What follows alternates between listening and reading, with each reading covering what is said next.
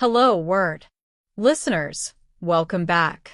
I'm your host, Alex, and I'm thrilled to have you join me on another linguistic adventure. Today, we're diving into a fascinating word, cause. This is an A2 level verb, and it means to make something happen. So, cause is all about bringing about an effect, initiating an action, or being the reason behind something. In everyday language, we use cause to explain why things occur. For example, the heavy rain caused the river to flood. Simply put, cause means to make something happen. Now, let's explore some synonyms for cause. A close synonym is create. For instance, instead of saying the argument caused a rift between them, we could say the argument created a rift between them. Another synonym is generate.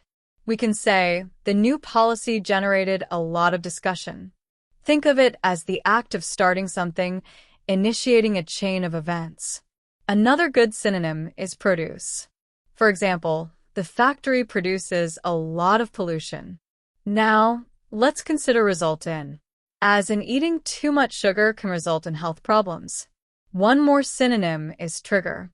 To illustrate, the loud noise triggered the dog's barking.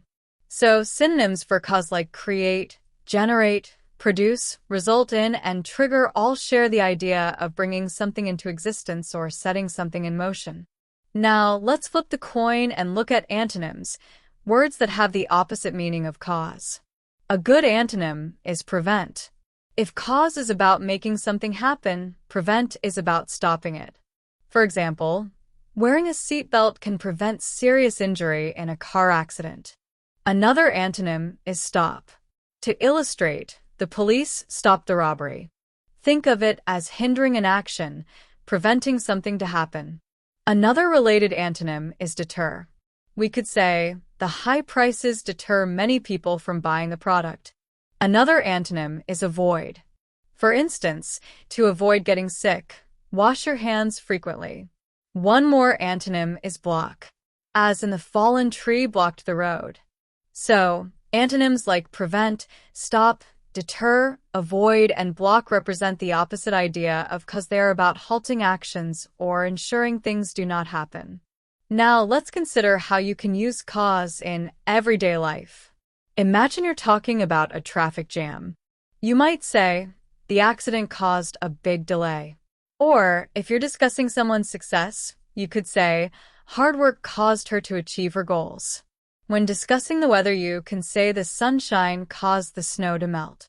When someone is sad, you could say the sad movie caused her to cry. If you have a headache, you might say the bright light caused my headache. Here are some more example sentences and phrases. What caused the fire?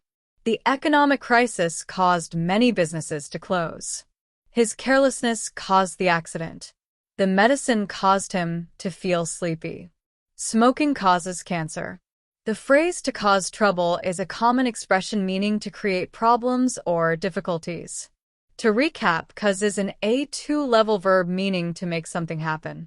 We explored synonyms like create, generate, produce, result in, and trigger, and antonyms like prevent, stop, deter, avoid, and block. We also discussed how cause is used in everyday conversations to describe why things happen. I hope this episode has shed some light on the word cause and helped you understand its various nuances.